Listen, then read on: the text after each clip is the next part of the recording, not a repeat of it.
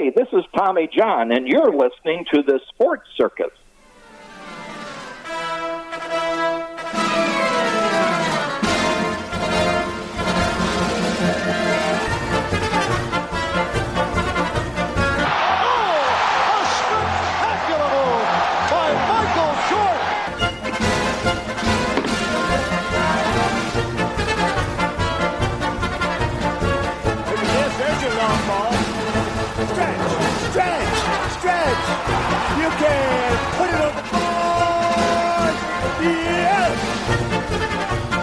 Welcome to the Sports Circus. I'm your Ringmaster Sal, live from Las Vegas in the AMP TV studio, AAMP.TV. Today's show is brought to you by UppercutChops.com. Check out their tasty selection of all-natural, dry-aged USDA Prime Wagyu steaks and chops. It's not Wagyu, it's Wagyu. Steaks and chops. Wait till you taste their best in class of New York steaks, the filet mignon, of course the king of all, those gigantic cowboy cut and tomahawk cut ribeyes. Best I ever had, probably be the best you ever have as well. Check them out at UppercutChops.com. That's UppercutChops.com. Or give them a call, find out what's for dinner. 702-799-9935. 702-799-9935. Again, 702-799-9935 for UppercutChops.com. Yes! Boy, those are good. Dave, we're going to have to get you some of those. All right, and a big welcome to everybody tuning in on our CBS, NBC, and Fox Sports affiliates and independents from coast to coast. Everybody watching on Cox, Comcast, Spectrum, Frontier, Oceanic, and Time Warner Cable, thanks for joining us. Also, everybody watching on Hotel TV in all Nielsen-rated markets. That's about 210 of them in hotels from coast to coast as well. And everybody watching on Facebook, because this is what Chicago Food Favorites, yes, a food page. Why? Because we can. That's Chicago Food Favorites on Facebook. And folks, make sure you like, subscribe, and follow us everywhere. We are here with our hockey analyst, and that would be ESPN rules analyst, Dave Jackson. All right, Dave, thanks for joining us again. Sal, it's good to be back. Good to see your bright, smiling face, and looking forward to some great hockey coming up. Buddy, we've got a good one coming up, and I mean, look, we could chop this thing up 150 different ways, but you have two teams, as I see it, with Edmonton and Florida that are sort of polar opposites in the way that they approach the game. Is that a fair statement? Well, they are opposites. I mean, different style of play. One team, Edmonton has probably the best player in the world. And, he's got Draisaitl with him, who's arguably in the top 5 in the world, and just great offense. And then you've got a team like Florida that has some great offense as well, but they're just a shutdown team. I mean, their defense is second to none. I mean, the Rangers series, the Rangers couldn't get a shot, even on the power play. It was just, they were just shut down. So it's going to be really interesting. I mean, you've got this high-powered offense and you've got this smothering defense meeting in the middle, so it should be pretty good. Well, what I like about the way that Florida handles their defense is, first of all, the forechecking is really strong. But I love the fact that not only do they clog the middle, but they force bad shots on the other team. It's not very often that their opponent will find a shot anywhere in the slot area, whether it's high or low. It's usually something from outside the dots. That's what I've been noticing. But that just seems to be their way of playing. Is that reasonable? Oh, absolutely. I think, I mean, I'm not in the room, obviously. I think it's defense first. It's, protect the house, block as many shots as you can. You look at the Rangers, even when they're on their power play. I mean, where they got 1, maybe 2 shots on their power play. And they, people were criticizing the Rangers because they had a great power play all year. But I mean, they came up against a team like Florida. I don't necessarily think it's the Rangers' fault. They just played a team that was smothering them, and everybody's willing to get dirty. And I think that's what you need come playoffs. You can't have any passengers. Everybody's got to be 110% committed, willing to block those shots, willing to play with pain. Yeah, and what I find interesting about the penalty kill for Florida is that they jumped up onto whoever had that puck. They didn't give them any chance to sit and make a decision and try to find somebody. They had to grab it and get rid of it. It was like a hot potato. Oh yeah, and that's, you bring up a really good point there. The Edmonton power play is it's stunning. So Florida's going to have to stay out of the box, because as good as as good as your penalty killing is, at some point the law of averages it's not going to be 100%. So you just stay out of the box, because you let Edmonton put them on the power play. You saw them last game against Dallas in game 6. I mean, 2 power plays, 2 shots, 2 goals. Yeah. And, when you look at that Edmonton team on a 5-on-5, this is it. Look, I'm just an onlooker. I'm just a spectator. But I see a drastic difference between what they're capable of with Batman and Robin, so to say, versus having 5 guys out there plus the goalie. I just see a very different squad. I see they have some good pieces. But if you look at them pound for pound, just do a simple comparison between the New York Rangers, who won the President's Trophy. The New York Rangers had the pieces, but it seemed as though that, we always get those, we had this injury, we had that injury. Everybody's playing with injuries. I don't want to hear that crap. Well, this one has separated shoulder, whatever. Everybody's playing hurt to a degree, because this is it, right? You're growing your beard because you're hiding your injuries, I guess, something like that.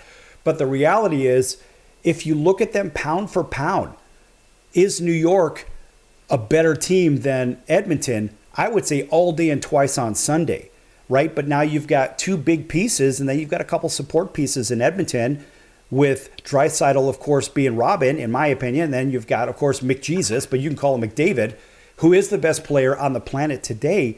But guess what? There's an enormous drop-off that a lot of onlookers, people that watch this program, a lot of people that are watching this in different parts of the country, they say, well, wait a minute. What do we have outside of those guys? Because they even had to separate them on lines, which is the right thing to do, right? But when it comes to even strength, what are you going to do? Because you can't match up against a team that's rolling 4 grinder lines. Oh, by the way, that can score. Right, and that's where people talk about home ice advantage. It's not so much the way it used to be when you get the buildings themselves that were intimidating, the Spectrum, the old Boston Garden, the places like that where you'd go into and the fans would be on top of you. And it would really rile the team up. And that's still there. You still have your fans behind you. But I think now home ice advantage means you get the last change, and you can manage who your superstars are out there against. And that's going to be really important. Games 3 and 4, obviously, for Edmonton, they can get McDavid out and Draisaitl out against the lines they want. Not so much game 1 and 2, but the Rangers had a very deep 4 lines. They were rolling 4 lines. I believe they were playing. Early in the series, they were playing Rempe in the 3rd period.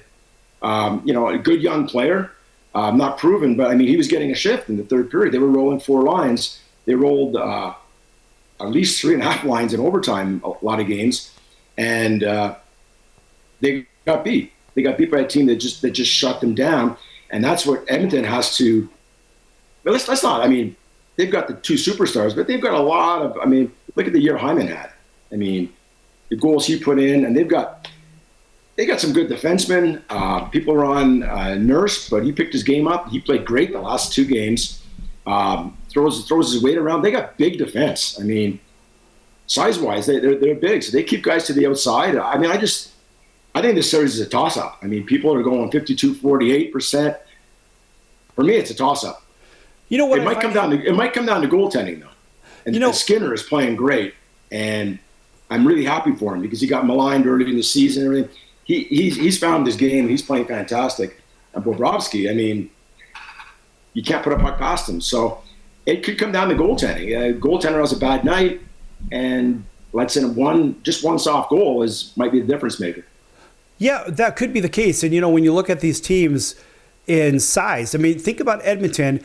And when you say, wait a minute, they've got some heavies on that team. Well, they've got some heavy teams in the West as well. Between Dallas, Vegas got heavy. LA has been traditionally heavy. And, of course, Anaheim builds to fight LA, right? And LA builds to fight Vegas. So you get a bunch of heavy teams. So Edmonton had to get a little heavier. Would you agree? Oh, absolutely. Vancouver, look at the size of some of their defensemen. Right. I mean, I think to be successful, you need to have heavy D. You have to have mobile, heavy D, guys that can move the puck, but guys that create space for their goaltender to see the puck. And that's sort of the way the game's gone.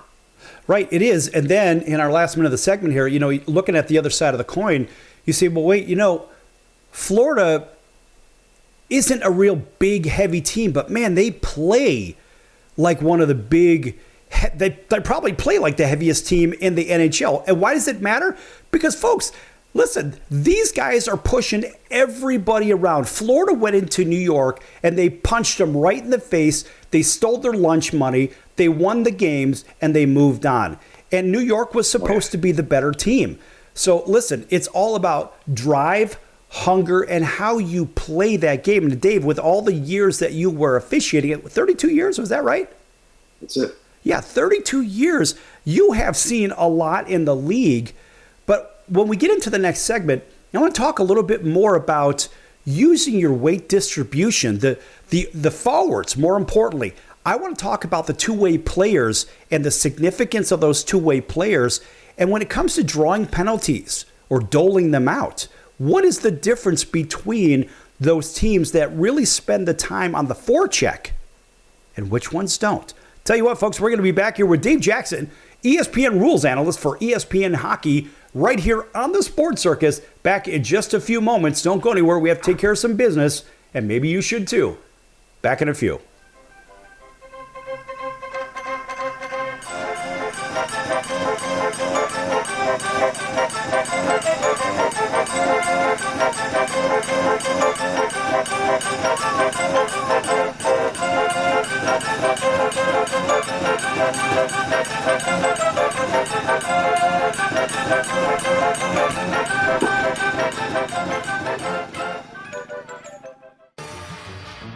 I'm your Ringmaster Sal of the Sports Circus, a primetime, nationally syndicated television, radio, sports, and entertainment show. The Sports Circus covers topics others are too scared to talk about. There's no other primetime show like it on here that'll punch you in the face and you'll beg for more. Join me, Hall of Famers, world champions, and all-star celebrity guests for chaos and controversy here on Libsyn and all podcast platforms, plus TheSportsCircus.com. Remember, folks, it's a circus and we prove it every day.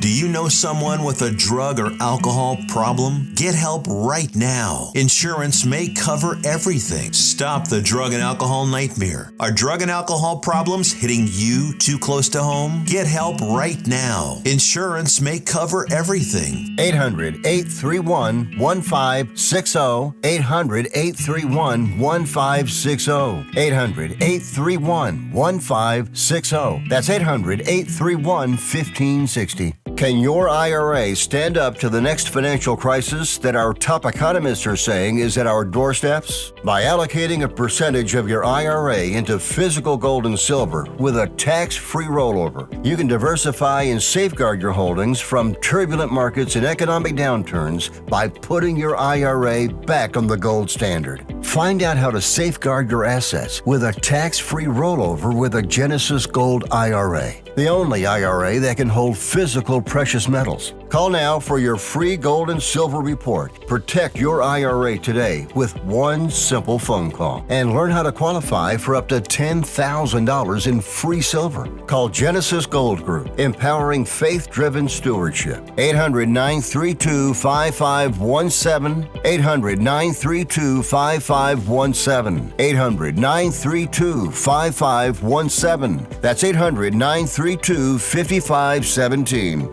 If you have diabetes, listen up. If you have insurance, you can qualify for a continuous glucose monitor. With a CGM, you can continuously track your levels and trends and spend more time in range, significantly lowering your A1C. More importantly, a CGM eliminates the one thing most people with diabetes hate: painful finger sticks. Order your new continuous glucose monitor today. If you use insulin and if you've seen your diabetes care provider within the last 6 months, you may qualify for your own CGM right now. We'll do all the insurance paperwork and deliver your new CGM at little or no out-of-pocket cost to you. Medicare and most insurances will cover your CGM, so don't wait. Have your insurance handy and call the Aptiva Medical CGM Health Hotline right now. 800-320-2751. 800-320-2751. 800-320-2751. That's 800-320-2751.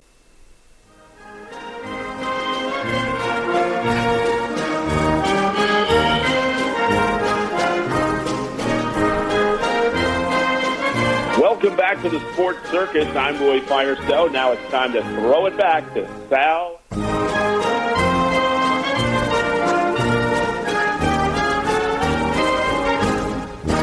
Thank you, Roy, and welcome back to the Sports Circus. I'm your Ringmaster Sal, live from Las Vegas in the AMP TV studio, AAMP.TV.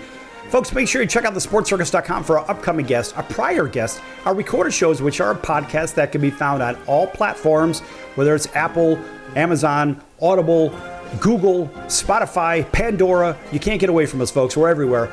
Also, make sure you check out the partners page at TheSportsCircus.com. One of those has been with us since the very beginning is the College of Southern Nevada Athletics. Check them out at CSNCoyotes.com for upcoming games and events. That's CSNCoyotes.com for the College of Southern Nevada Athletics. All right. You know, they've been with us since the very beginning, and geez, we're about 2,000 shows into this. That's pretty good stuff. All right, and welcome back to everybody that's listening in on our network affiliates, all the way from Honolulu, CBS Sports 1500 KHKA, that's home of the New York Yankees, all the way over to Atlanta, Georgia, WDJY 99.1 FM, WAUD Auburn, Alabama, home of the Atlanta Braves, and all kinds of others from coast to coast as well. Everybody on TV, thanks for joining us, as well as on Facebook, on Chicago Food Favorites. Thanks for joining us there, and make sure that you replay this in case you missed any part of this show. Back here with ESPN Rules Analyst for ESPN Hockey, and that's Dave Jackson. And Dave, in the last segment, I was asking you right before we went to the break about those forechecking forwards. And I want to kind of stick with the little guys. And in between, we're talking about a couple of guys that just play a really heavy game. So what are your thoughts on the little guys that are out there pushing the big guys around? Well, what comes to mind right away for Florida would be Ryan Lomberg. I mean, what is he, 5'9"? And I think to copy you, I mean, like a bowling ball. I mean, he's just, I mean, he's willing to pay the price. He's got a low center of gravity. He's nothing but muscle. And the thing I really like about his game from a few years back is he's learned to be disciplined. He doesn't take dumb penalties, and he doesn't make dirty hits. He realizes that if he wants to stay in the lineup, his role is to agitate, to get in the forecheck, turn pucks over, and do it cleanly, and by not taking penalties. And I think he's matured, and just a really big factor when he's in the lineup for Florida. So, Dave, how does, from an officiating standpoint, when you look at the little guys coming in to try to make an impact on the game? Now, everybody's different. That's the cool thing about humans, right? We're all different and unique. But some officials may have a particular position, a preconceived position in their head about the little guys trying to push the big guys around. Do they get a little bit of latitude because they're smaller? What are your thoughts on that? No, I mean, I think especially now you're down to 4 referees, and in theory they're the 4 best, or the 4 that are working the best and have worked the best in the playoffs so far. So I mean, it's quite an honor for them to be there. They're at the top of their game right now, those 4 guys, and I think you don't want to prejudge anything. You don't want to prejudge a player. You don't want to prejudge a game. So you call the infractions as you see them. You don't want to make them up. You don't want to go out there saying, I'm looking for one. You want to just have your antenna up. And there's certain players on the ice that are prone to making big hits. You've got to have your antenna up. You've got to say, okay, so-and-so is on the ice. Don't miss an illegal hit, but you certainly don't want to prejudge, and you don't want to don't want to pick on anyone. A moving puck's your best friend as a referee. So if they just want to play within the rules, then have at it. That just makes the referee's job a lot easier. Well, talking about the rules and the interpretation of the rules, Look, you just worked the New York Rangers and Florida Panthers series, right? And you think about how the public may look at you and say, that guy, Dave Jackson, may have gotten that call wrong. When you have nothing to do with the call in the first place. All you're doing is interpreting what the hell's going on TV, right? You're looking at the game like everybody else, and you're giving the rules side of it like everybody else. But at the end of the day, people are looking at you and saying, hey, you know what, that guy Dave, he doesn't know what the hell he's doing. What are your thoughts on that? And I mean, look, it's lunacy, but how do you handle that? Because, the media, they'll go after you too, which is crazy to imagine. Well, I don't have to really handle it. I'm glad I didn't have social media when I was refereeing, because I can't imagine how soul-crushing it would have been for me to read my reviews. But I think you're always going to have haters. You're always going to have critics out there. What people don't understand is I'm not a referee critiquer. I'm not out there to say, well, I think some people, short of me saying that that's the worst call I've ever seen and this guy doesn't know what he's doing, nothing is going to make them happy. And I'm never going to say that, because I've done the job and I know how good these guys are. And I know what it takes to make these calls, and I know why calls are missed and why some soft calls are made. But I don't think what people understand sometimes, especially you take goalie interference. We had a few of those. Puck goes in the net, referee points goal, team challenges it. So I get to watch the video review, and then they come to me. I get to explain the rule. I explain what the rule is. I explain what the criteria is. I explain what the referees, what the situation room in Toronto is looking at. And then I say, in my opinion, this is a good challenge. There's a good chance this goal is coming back. But then we've got to wait for the decision, because I'm not making that decision. I'm not the guy in the situation room. And people want me to say, this is a good goal, bank on it. I can't, because what it comes down to? Judgment. And all we've done is taken the judgment from the guys on the ice and now put the judgment to a smaller group in Toronto, which should help consistency, because instead of having 36 referees all have different opinions on what goalie interference is, we've got 3 or 4 guys in Toronto consistently calling this every night. But I mean, ultimately, I can't tell you what the call is going to be until it's made, because it's a judgment call. And some people don't realize that. Well, and that's the other side of it. When I look at a call just like everybody else. I say, well, wait a minute. How much logic is being put into play here? You've got somebody that's screening a goalie, which is fine, but you can't interfere with the goalie. And I don't care what side you're rooting for, this side or that side. The reality is, if you interfere with the goalie's ability to make a play on the puck, that's a penalty. Or worse, it's coming out. Right? And so I don't care if you score. The reality is that puck's coming out. And people will call me and say, hey, what do you think? I said, I don't know. I saw the same damn thing you did. What did you see? Right? And so Dave, you've got... what you just said there. That's even part of the rule. You said the goalie's ability to play his position and to do his job. So when it goes to Toronto as a judgment call, they're now making that judgment. They're not saying, no, there wasn't contact on the goaltender. We all see the contact in the goaltender. Did it impact his ability to make that save? If he's way over on the left side of his crease and he gets bumped, as he's getting bumped, the puck's already going out on the right side. Yes, there's interference. It wasn't malicious, it was incidental, but it didn't affect his ability to make that save because he wasn't getting there. And that's all things they have to bring into. And you might say, I know that goaltender was going to get there. Someone else might say, he's not getting there. So it comes down to judgment. And any given night, it could be a different call. Absolutely. And then another thing in this, maybe you didn't necessarily interfere with the body, but you touched that paddle and you interfered with his ability to use that paddleboard to block that puck. And so, hey, well, I wasn't in the crease. Well, you may not have been in the crease, but maybe your stick held his stick. And you can't do stuff like that. Right? And we see this all the time, but people complain about it. You know, Dave, they complain about it because, like, well, we were nowhere near the crease. You don't have to be in the crease, but if you're using your stick to hook that paddleboard, something tells me you're interfering with the goalie's ability to make a play on the puck.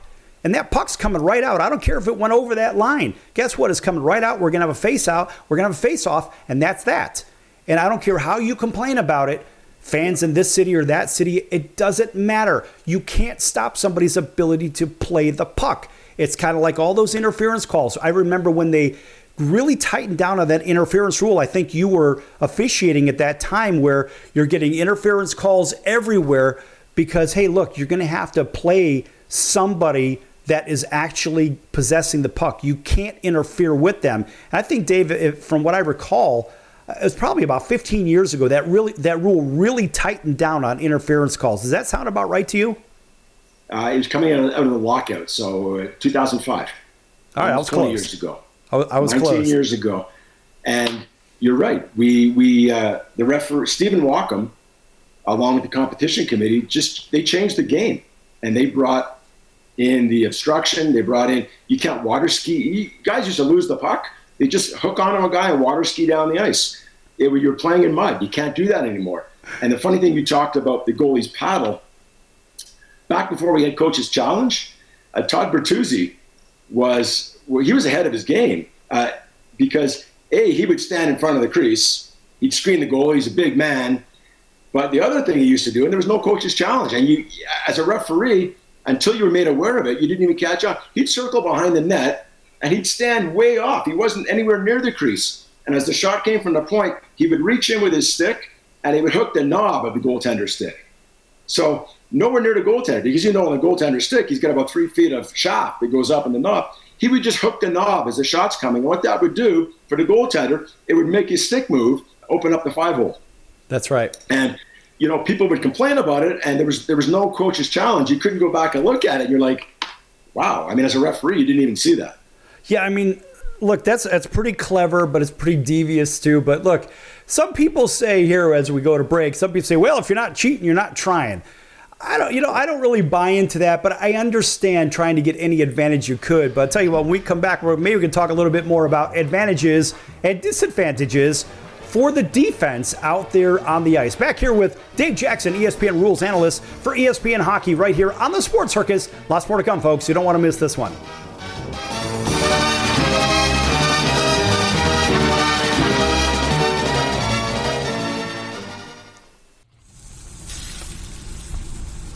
That's the sound of sizzling, dry-aged USDA Prime Wagyu and Angus steaks from UpperCutChops.com. Their best-in-class filet mignons, New York steaks, and the king of all steaks, the tomahawk and cowboy cut ribeyes are the best in the business. Even their Prime Wagyu burgers will likely be the best you've ever had. Browse the full selection of steaks and chops at UpperCutChops.com from the comfort of your home or on your mobile device. UpperCutChops.com delivers all-natural, dry-aged USDA Prime Wagyu and Angus steaks and chops directly to your door, without the hassle of going to the grocery store and fight crowds to pick from a small selection of average at best meats with injected steroids, fillers, and coloring added to look good. Find out what's for dinner at UpperCutChops.com or call 702-799-9935. That's 702-799-9935. 702-799-9935. Or make your selection directly at UpperCutChops.com. Hello, Americans. It's Uncle Sam here. If you owe $10,000 or more in back taxes to the IRS or state, don't worry. I've got important news that may help you negotiate a lower tax bill. In today's economy, the IRS has released a variety of new rules and is offering more flexible terms to help Americans looking to settle their IRS debt. If you apply today, we may be able to lift your wage garnishments and release a freeze on your bank assets or business. Our team of tax professionals can resolve your case and stop collection actions against you. Even if you've been audited or haven't filed a return in years, they can help. Call right now and find out if you qualify to settle your IRS debt for far less than what you owe. Pick up your phone right now and call us for a free $500 IRS tax review. Don't wait. Here's the number. Call right now. 800-950-2049. 800-950-2049. 800-950-2049. For the last time, that's 800-950-2049. If you served in the Marine Corps, by now you know about the contaminated water problem at Camp Lejeune. If you were stationed or worked at Camp Lejeune from 1953 to 1987, you probably have a lot of questions. We have some answers. You could be entitled to compensation. Billions of dollars are being allocated to pay for damages to anyone stationed at Camp Lejeune during that time. Unfortunately, it appears that officials may have known the contaminated water problem existed and did little to protect their men. The Semper Fi code was not honored. If you or someone in your family has developed a serious illness, including various forms of cancer, call this Camp Lejeune legal support line right now. You can't turn back the clock and change what happened, but you can certainly call right now and learn your rights as a Marine. Here's the number. Call 800-335-7196. 800-335-7196. That's 800-335-7196. Paid for by Legal Alert Line. Hey everyone, Dave Jackson here, ESPN Rules Analyst on ESPN Hockey, and you're listening to the Sports Circus.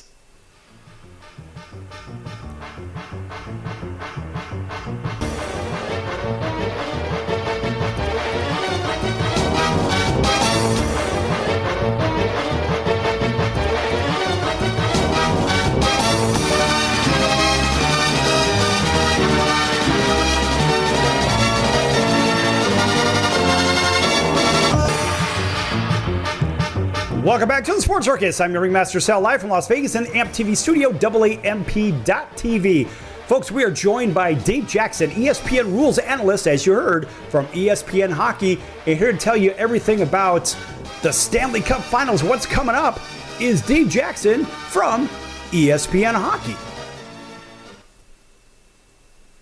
How are you doing? Back again. Looking forward to these finals. It's going to be great. You know what, Dave? It's going to be a lot of fun watching two teams that are a little bit different, but of course they have the same goal. And when we think of the style of play, you have, of course, one with a lot more finesse than the other one, but it's going to be a really fun mix, almost like a smoothie, right? To put all these ingredients into the blender. Let's see what we come up with. And I think it's going to be a very tasty series for a lot of reasons. I'm looking forward to the physicality of it, to see if McDavid and Draisaitl can get past the two layers of guys they're going to have to get those shots off. And let's talk about the second layer. Let's talk about the defense for a minute. The defense, I mean, look, they're going to have their hands full. I don't care who you put up against those top guys from Edmonton. They will be very, very busy. How do the little guys and the big guys on the defense for Florida, how do they really contain the top dogs from Edmonton, in your opinion? Well, you need to have an active stick, and I know that's something coaches talk about all the time. You look at a guy like Nick Lidstrom, who's one of the best defensemen ever played the game. He was a big guy, but he never really used his body all that much. He just had such great position, such great active stick. Cale Makar, another guy who's not overwhelmingly large, just great foot speed, great positional play, an active stick. That's what it takes. You don't need to overpower guys sometimes. You just need to, make sure they can't stick handle around you. So I think that's what it comes down to. I mean, McDavid, Draisaitl, they're big guys. Evander Kane, big guys. If they want to use their body to shield that puck, Barkov is a big guy, shields the puck. Kachuk's a big guy, can shield the puck. I look back to one of the best, Jaromir Jagr. I mean, he'd just stick his rear end out, and you just bounce guys off him because you just couldn't get the puck away from him. So it's all about protecting the puck, and then for the defenseman, having an active stick. Size helps, but size doesn't help if you're not good with your stick and you're not fleet of foot. Right. I remember this from we'll say about the 2010, 11, 12, 13 Chicago Blackhawks, where Joel Quenneville beat it into their defenseman's head to keep the stick on the ice, even when the forwards were back checking.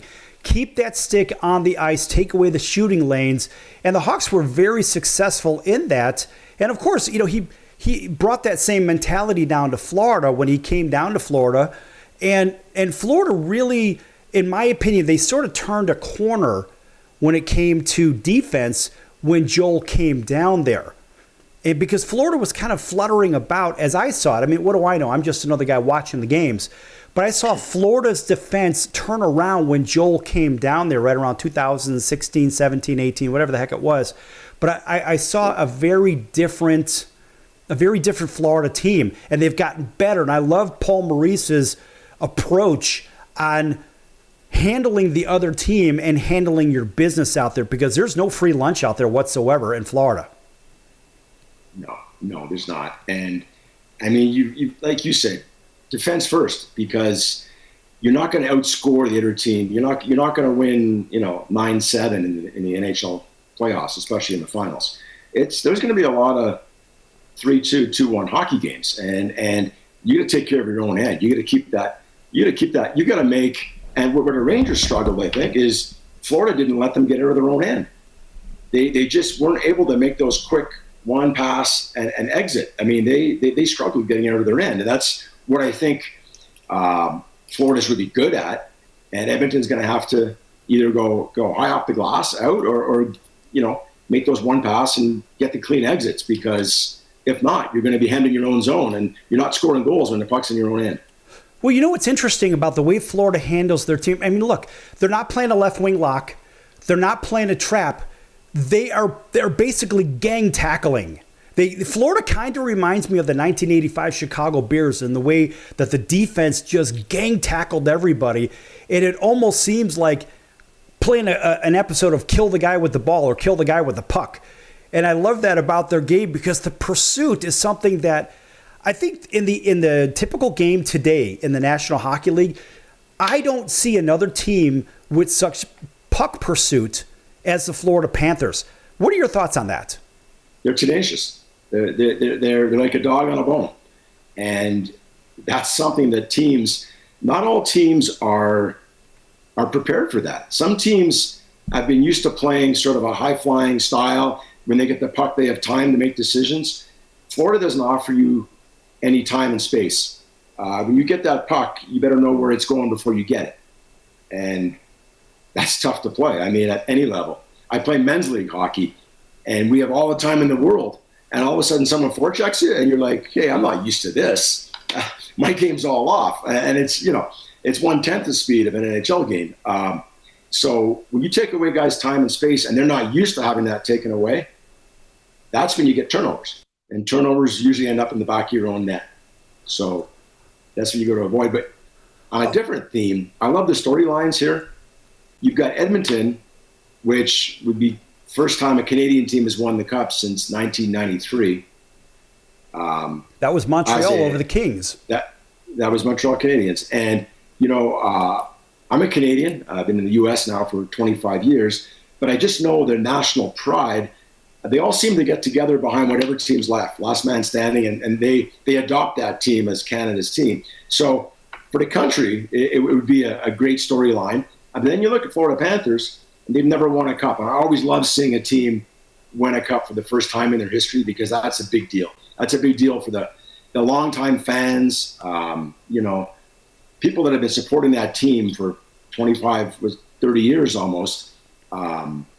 To see them revel in their team finally achieving a Stanley Cup, the way Washington did, the way St. Louis did just recently, the way Vancouver's been trying to do for forever. So I think no matter who wins, there's going to be a really, really happy group of people that really deserved it, and it's going to be great. Okay, so now you say Canada unites around its team. Now, I understand that completely. And I mean, now what's kind of cool. We have sort of a border war. And I love this because now it's the originators of hockey versus the bad boys that are coming in to try to take the sport over kind of thing. We go back to the Olympics, right? And sure. I think that's fun. I think it's exciting. But what if, now, what part of Canada are you from again? I'm from the East. I'm from Montreal. Right. I knew that.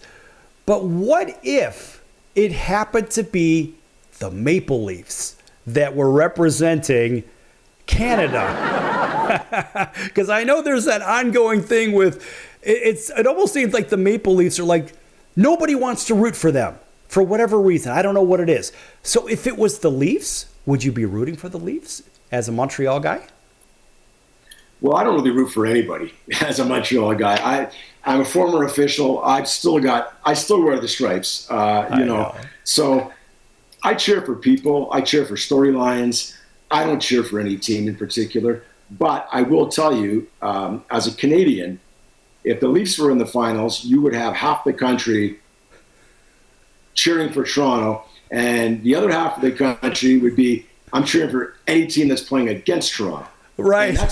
And that's not even by geographical lines. You could have people in British Columbia, people in Newfoundland cheering for the Leafs, and their next door neighbors are saying anybody but the Leafs. And that's how if you go back, especially people of our age, there was only 2 Canadian teams. There's Montreal and Toronto.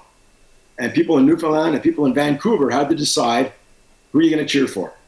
And then that just got passed down by generations. Their kids, their grandkids. So, well, my granddad cheered for Montreal, or my grandfather was a Leafs fan, and they kind of picked that up. So it would be really interesting to see the fan against fan, even within Canada, rooting against the Leafs. Right. That's why I bring that up, because I have friends all over Canada, and they always say the same thing. Anybody but the Leafs. I mean, I kind of get it, but I don't get it, but I get it. People have the same feeling about the New York Yankees. Oh, the big bad Yankees, whatever. All right. So they won 27 World Series, whatever. We know Toronto hasn't won 27 Cups, if you know what I mean. But still, the reality is, it's kind of like when Toronto gets in there. I don't know. They just kind of fade. I think the last time they won was 1967 or something like that. But it's 67. Yeah, it's been a minute for sure. But, people will still rally around the Yankees because, Murderers Row and all that other stuff. But it almost seems like a lot of people from Canada will just rebel against the Leafs at any cost. It doesn't matter if they're playing a team from, I don't care, from Australia. They just don't want to see them win. And I find it interesting, but at the same time, I'm a little saddened for them because I do like the blue and white. I mean, I don't have one of their sweaters, but it's really interesting when you see such disdain towards a team that could represent your country. I tell you what, Dave, we're going to go to break right here, come back with our last segment, and I promise we won't do any more Leafs talk here on today's show, and maybe we'll take a little deeper dive into the Stanley Cup Finals that are coming right up this weekend. Lots more to come, folks, here on the Sports Circus with Dave Jackson, ESPN rules analyst for ESPN Hockey. Just a few moments. Don't go anywhere.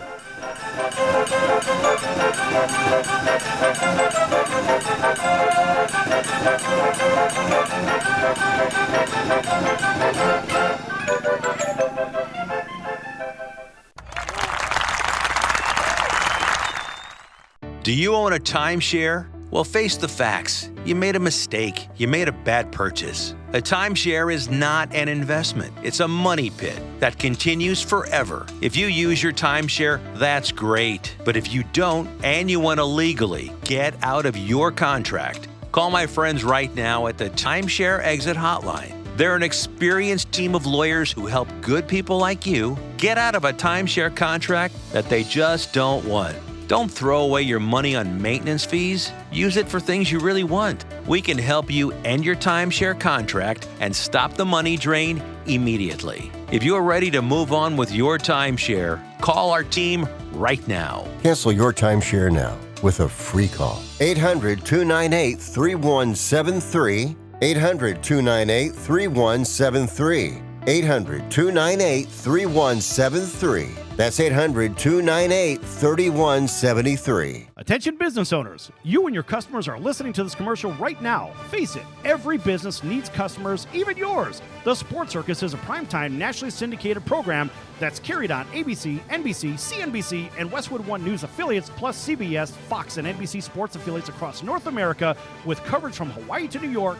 Also, the Sports Circus is available to the 180 million subscribers on iHeartRadio, and the Sports Circus gets about 4 million website visitors per month, which could click through your website and bring sales. The Sports Circus provides great content featuring celebrity guests from sports and entertainment to our audience every weekday, which your company could greatly benefit from by increasing your visibility, foot traffic, eyeballs to your website, and calls from potential customers. Call us right now at 702-799-9935. Again, 702-799-9935. Or email us at info@thesportscircus.com. That's info@thesportscircus.com. Drive your sales today by advertising with the Sports Circus. Can your IRA stand up to the next financial crisis that our top economists are saying is at our doorsteps? By allocating a percentage of your IRA into physical gold and silver with a tax-free rollover, you can diversify and safeguard your holdings from turbulent markets and economic downturns by putting your IRA back on the gold standard. Find out how to safeguard your assets with a tax-free rollover with a Genesis Gold IRA,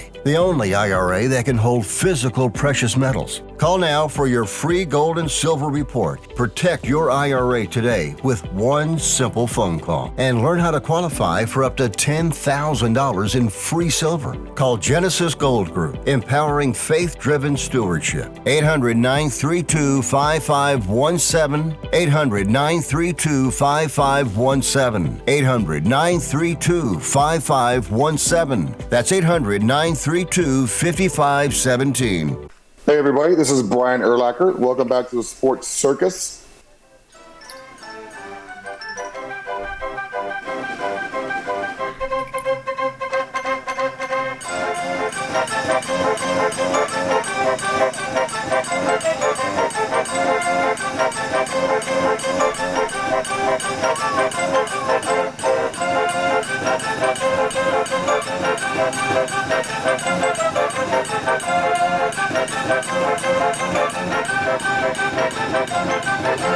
Welcome back to the Sports Circus. I'm your Ringmaster Sal, live from Las Vegas in the AMP TV studio, AAMP.TV. Folks, again, make sure you check out TheSportsCircus.com for upcoming guests, our prior guests, our recorded shows, and all of our podcasts. A big thank you for everybody tuning in on television, radio, and of course, even on Facebook on Chicago Food Favorites. Maybe we'll come up with a food topic this segment just because we can. Also, folks, make sure you check out those partners at TheSportsCircus.com. Lots of great partners there.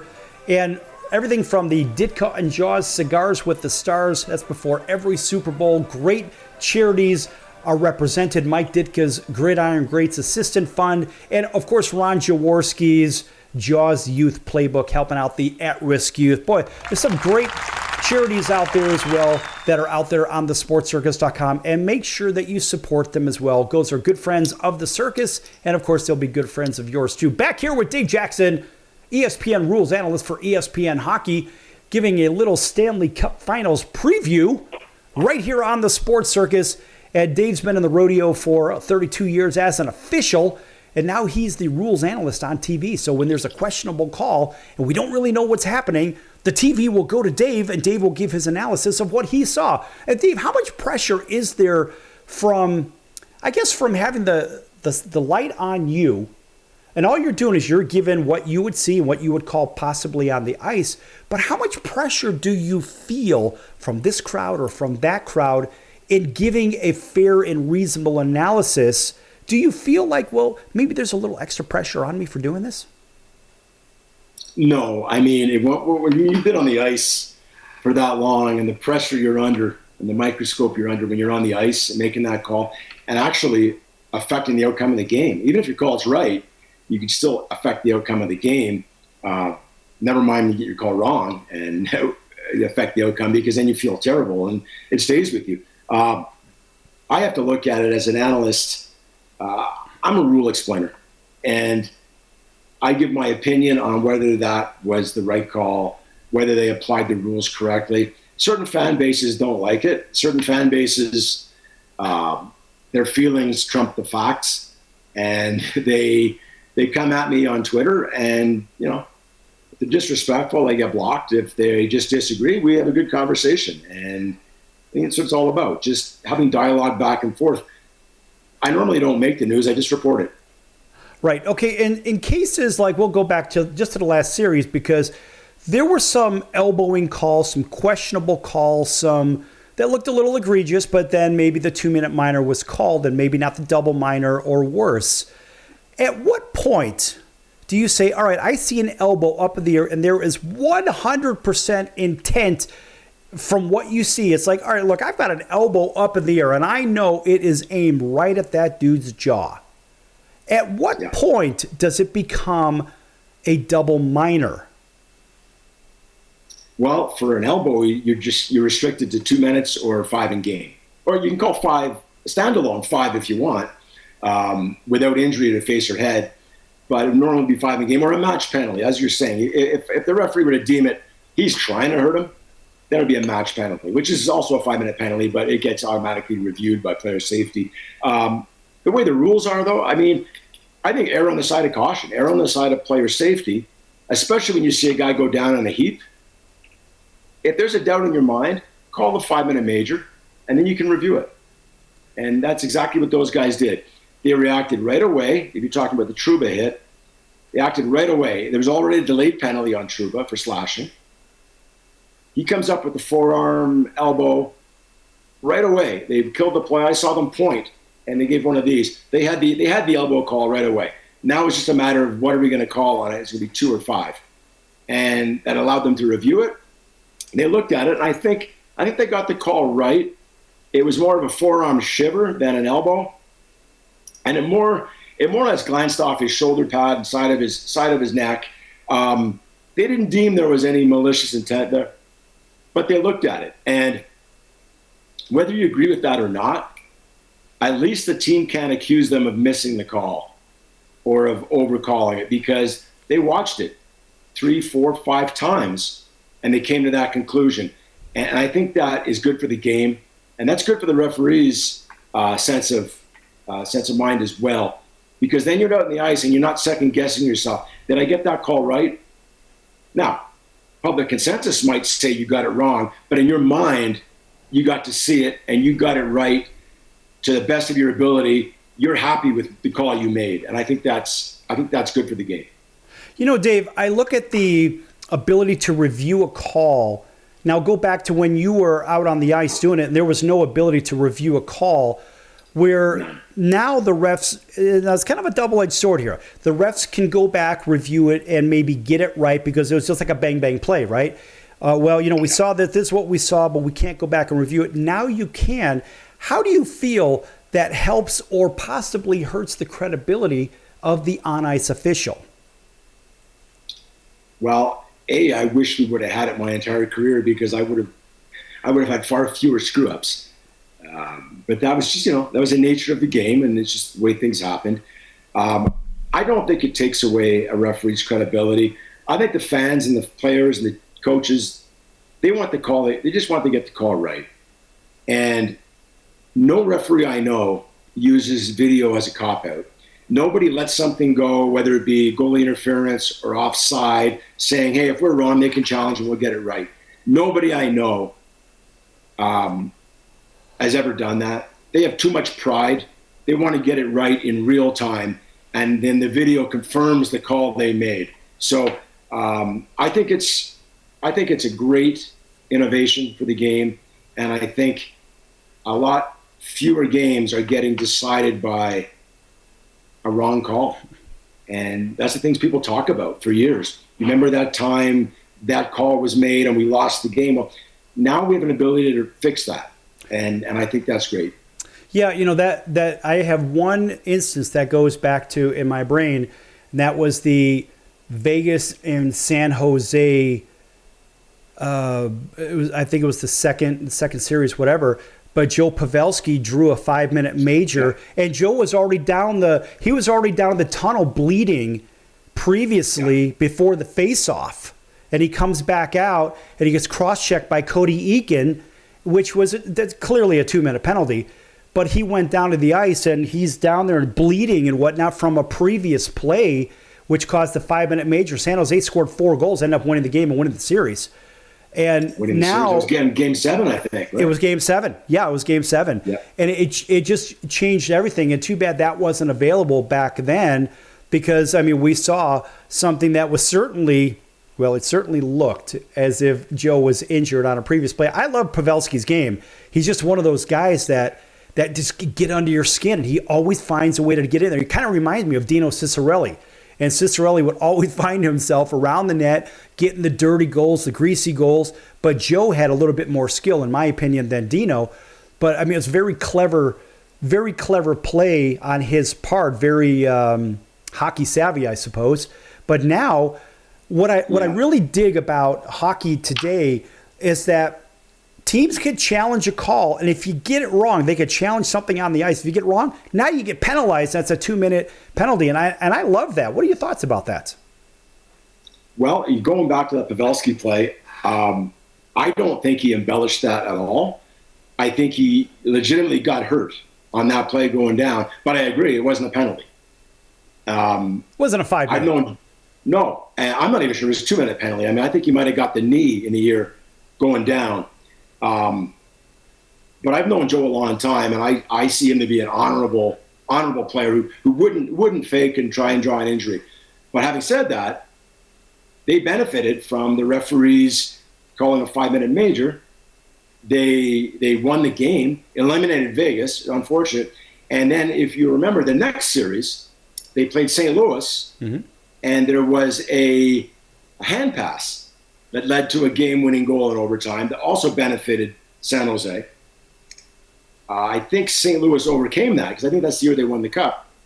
But twice St. Louis benefited from an egregious mistake, and that was the genesis. That's what changed the rule. Why we now have missed stoppage, which would have been the hand pass, and the major penalty review. So those things, like, as long as something good comes from something bad, and that's what happened. We can now review major penalties, and we can now review missed hand passes, missed high sticks, missed pucks off the netting, all because of those two plays involving San Jose. And so I think it's good. And we don't want coaches challenging if they're frivolous challenges just to maybe get a timeout.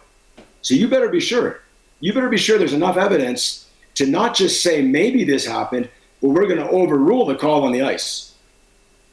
And if we're wrong, we're going to get a 2-minute penalty.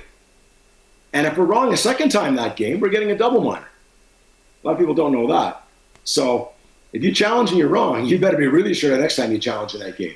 That's right. That's right. And, listen, Dave, this is great information. And personally, I love Joe Pavelski's game. He's just one of those guys that you want to have him on your club because it just seems like good things happen when he's on the ice. And unfortunately for Dallas, well, guess what? They couldn't get past Edmonton. It just seemed like Edmonton wanted it a little bit more. I don't know, but at the end of the day, now we've got a nice border war, and we've got a team from South Florida, yet another team from Florida that's going to be in the Cup Finals, right? They were there last year. I think Florida got punched in the face last year. They got their lunch money stolen from them. They lost the series. But guess what? I think these guys are ready, and they are going to come out with their skates on fire. And I know Edmonton's going to be high on this. It's going to be a really exciting series. We could see a 7. I think it's going to be 5 games. I think Florida's just going to go in there and just rob them of the opportunity, push them around, and call it a day. What do I know? I'm just another guy. It's going to be fun to watch. And I know you, from an officiating standpoint, you really can't give your opinion too much on it. But if you had to lean a particular way, what do you think is going to happen? I think it's going to be a long series. I think it's going to be blow for blow. It might go 7 games. I think we've got 2 evenly matched teams. They both have their own set of strengths and weaknesses, but I think it's going to be a great final. And I'm going to misquote Wayne Gretzky, but I remember him saying something along the lines of right before they won their cups, they played the Islanders and they lost. And I think Wayne said something along the lines, you have to lose first, or you have to learn how to win in those big situations. And it took losing in the finals to make them realize that. Florida's done that last year. So to your point, they're hungry. They've been there last year. They got a taste of it. They didn't know what to expect. And now they're back a year later, a year more mature and a year hungrier. Yeah.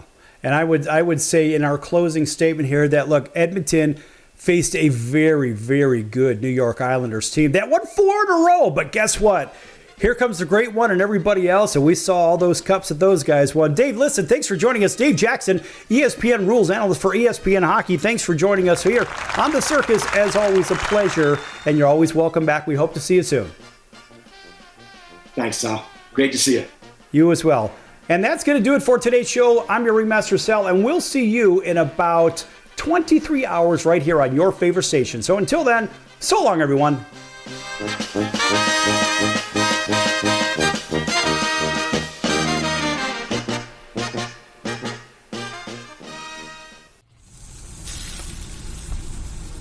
That's the sound of sizzling, dry-aged USDA prime Wagyu and Angus steaks from UpperCutChops.com. Their best-in-class filet mignons, New York steaks, and the king of all steaks, the tomahawk and cowboy cut ribeyes are the best in the business. Even their prime Wagyu burgers will likely be the best you've ever had. Browse the full selection of steaks and chops at UpperCutChops.com from the comfort of your home or on your mobile device. UpperCutChops.com delivers all-natural, dry-aged USDA prime Wagyu and Angus steaks and chops directly to your door, without the hassle of going to the grocery store and fight crowds to pick from a small selection of average and best meats with injected steroids, fillers, and coloring added to look good. Find out what's for dinner at UpperCutChops.com or call 702-799-9935. That's 702-799-9935. 702-799-9935. Or make your selection directly at UpperCutChops.com.